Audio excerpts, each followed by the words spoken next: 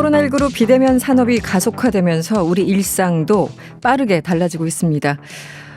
이런 와중에 4차 산업혁명에 대한 논의가 더 활발해지고 있는데요. 그렇다면 이제 우리는 어떤 준비를 해야 되는지 궁금해지는 시기입니다. 그래서 윤성로 4차 산업혁명위원회 위원장과 자세한 이야기 나눠보도록 하겠습니다. 위원장님 어서 오세요. 네, 안녕하십니까. 네, 4차 산업혁명위원회 위원장님을 맡으셨는데요. 네. 일단 이 정부 위원회 조직에 혁명자 들어가는 거 제가 처음 본 것 같아요. 예, 사실은 네. 뭐 흔한 일은 아닌 것 같습니다. 혁명이라는 네, 네. 단어가 정부 조직의 이름으로 들어가는 거는 굉장히 흔치 않은 일 이례적이죠. 같고요. 네. 네, 그렇습니다.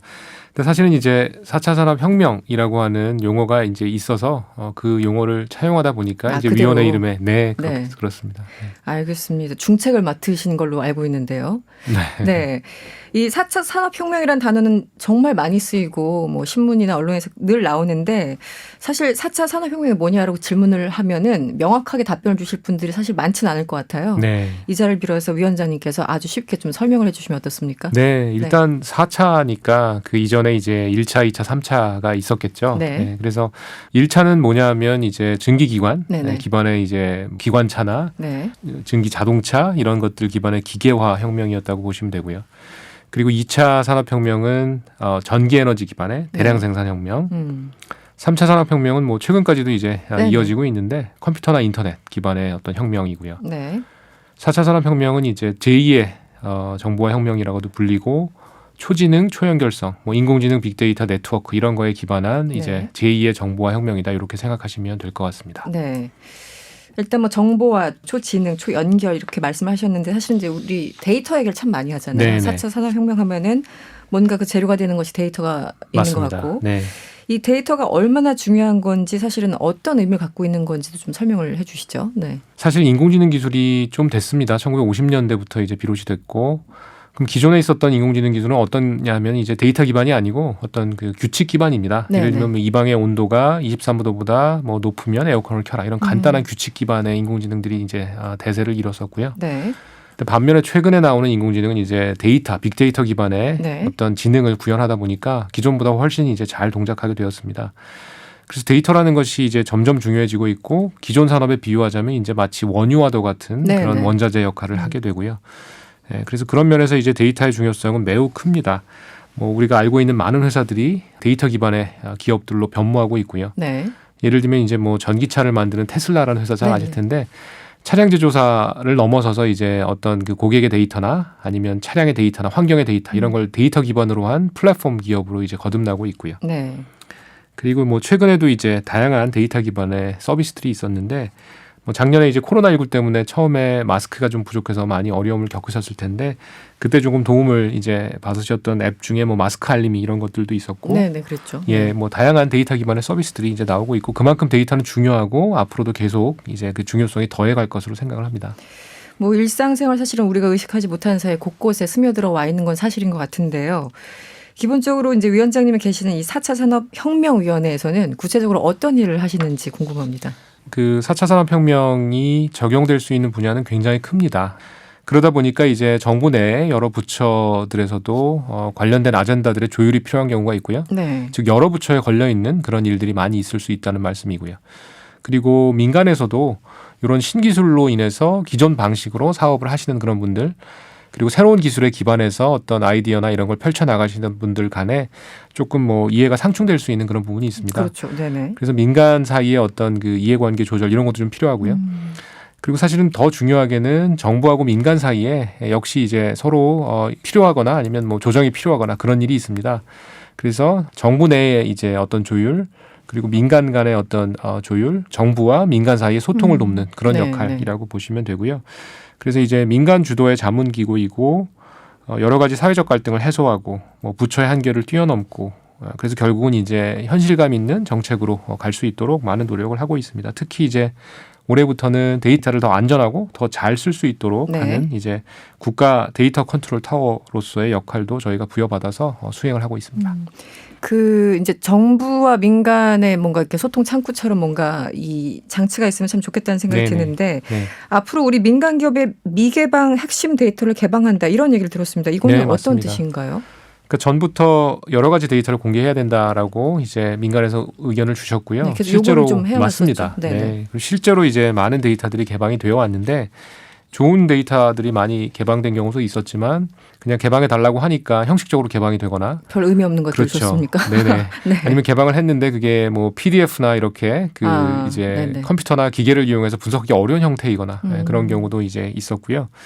그래서 이제 여러 가지로 개방되지 않았던 그 데이터들 중에 좀 중요한 데이터들이 있습니다. 그래서 미개방 핵심 데이터라고 이제 뭐 여러 가지가 있겠지만 가장 뭐 중요할 수 있는 두 가지만 이제 꼽아본다면 네. 첫 번째는 이제 건강보험공단의 데이터 같은 것들, 그리고 두 번째는 국세청 데이터 같은 것들이고요. 네. 민간에서 이제 공개에 대한 수요가 굉장히 높고 공개되었을 때 여러 가지로 활용할 수 있는 그런 활용도가 높은 데이터들이 우선적으로 개방될 예정입니다. 건강보험공단 같은 경우에는 뭐 진료 데이터도 있고 건강 검진 데이터도 있고 네. 수십 년간 이제 많은 데이터가 쌓여왔는데 네. 이제 당연히 민감한 정보이기 때문에 유출의 우려 있을 수 있고 뭐 그런 것들 당연히 고려해 나가면서 이제 최대한 그 활용될 수 있는 그런 방향으로 잘 보호되면서 활용 또한 잘 할 수 있는 그런 방향으로 이제 확대가 될 예정이고요. 국세청 데이터 같은 경우에도 네. 뭐 최근에 이제 코로나19 피해에 대한 지원 이야기가 많이 나오고 있습니다. 보다 효과적으로 정해진 제한된 예산을 잘 활용하려면 결국은 맞춤형으로 필요한 분들에게 적절하게 지원을 해드려야 되는데요. 네. 그런 목적으로 이제 최근에 이제 저희가 중기부에서 데이터를 빠르게 분석하고 그래서 지원 대상을 효과적으로 선별을 해서 한 열흘 정도 걸렸다고 들었는데 열흘 만에 이제 200만 명의 소상공인에 대해서 효과적으로 적절히 자금을 지원할 수 있었다라는 사례도 있고요. 그러니까 정말 네네. 필요한 데이터나 이런 분들을 빨리빨리 이제 추려내서 아까 말씀하신 것처럼 맞춤형으로 지원할 수 있는 그런 길을 좀 열어놨다 이렇게 맞습니다. 이해를 네네. 할 수 있을 것 같은데 예. 사실 이제 말씀하신 두 가지 예가 건강보험과 국세청 사실 우리 삶에서 이게 굉장히 큰 부분을 차지하잖아요. 네. 근데 내밀한 정보고 가장 중요한 정보고 어떻게 보면은 드러내고 싶지 않은 정보일 수도 있어요. 네네. 그래서 개인 입장에서는 이거 좋게 활용하면 정말 좋을 것 같은데 악용된다거나 개인정보가 다른 데로 뭐 유출된다거나 이러면 정말 크나큰 피해를 입잖아요. 마치 주민번호 유출되는 것처럼. 네네. 그런 상황을 결국 이제 국민들을 설득해야 되는데 그런 네. 상황을 막을 수 있을까요? 그래서 이제 네. 다양한 노력이 이제 고려되고 있습니다. 네네.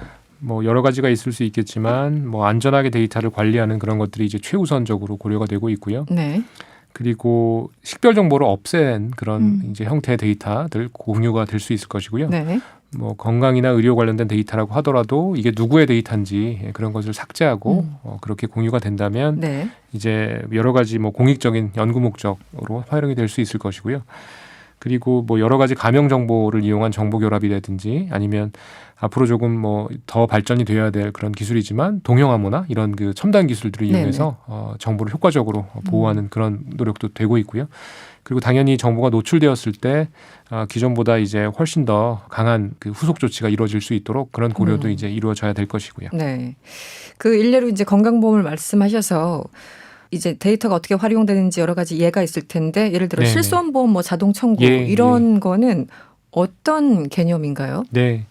그래서 실손보험 같은 경우에는 이제 우리나라 국민들이 네. 굉장히 많이 가입하고 계세요. 그렇죠. 약 3,800만 명 이상이 이제 가입되어 계신데요. 하지만 실제로 그 실손보험을 청구하지 않는 분들도 꽤 많으세요. 진료를 굉장히 보시고 나서. 귀찮아요. 맞습니다. 네, 네, 네. 저도 그 당사자기 때문에. 예, 네, 예. 네.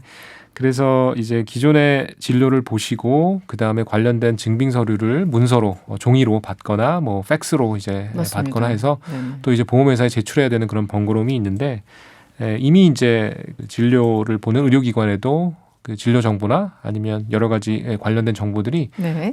디지털화돼서 저장이 돼 있습니다. 그래서 그것을 개인의 동의하에 네. 보험사로 전송하고 그런 과정을 이제 뭐 간소화라고 표현할 수 있는데 청구 간소화를 한다면 훨씬 많은 분들이 이제 편하게 실손보험을 청구하실 수 있겠죠. 그리고 그 과정에서 정보 유출 우려는 전혀 하시지 않아도 되는 것이 어차피 종이에 다 나와 있는 그 정보 그렇죠. 그대로거든요. 네, 네. 그러니까 오히려 더 안전하다라고 볼 수 있겠습니다. 종이로 이제 인쇄가 돼서 마구 이렇게 돌아다니는 것보다 오히려. 기관 간에 전송이 된다면 더 안전하겠죠. 지금 보면 이제 저도 지난주에 당장 병원에 갔다 왔는데 그것을 이제 달라고 청구를 해서 비용을 또 드리고 종이로 받은 걸 이제 사진으로 찍어서 이제 핸드폰으로 전송하는 그 과정이 귀찮아서 한 2번에 1번 정도는 안 했던 기억이 있거든요. 맞습니다. 근데 지금 그것을 훨씬 더 안전하게 더 네네. 간소화시킨다. 네, 이런 네. 것들이 다 이제 4차 산업혁명의 하나의 어떤 예가 될 수 맞습니다. 있다라는 말씀이시군요. 또 이런 개념이 있더라고요. 디지털 지편전, 뭐 디지털 타임캡슐 이런 건 어떤 개념일까요? 예. 디지털 지편전 같은 경우에 이제 그 조선시대에 있던 지편전에서 가지고 온 당연히 말이고요. 네. 이제 기존의 공공기관에 많은 양의 정보들이 저장이 되어 있습니다. 논문이나 교육 콘텐츠, 온라인 대학의 강좌들, 도서관의 여러 가지 도서들, 네. 그리고 법원의 판례들. 한번 헤아려 보면 4억 4만 건 이상의 네. 방대한 지식 정보이거든요. 네. 그래서 이런 것들을 기존의 국민들께서 활용을 하시려면 개별적으로 접근해서 개별적으로 이제 열람하셔야 되는 그런 불편이 있었습니다. 그런데 이제 이것들을 디지털 지편전이라고 하는 이제 편리한 어떤 형태로 제공을 해서 뭐 원스톱 서비스랄까요? 네. 한 곳에 가면 거기서 공공기관에 열람할 수 있는 그런 편리한 서비스가 되겠습니다. 네.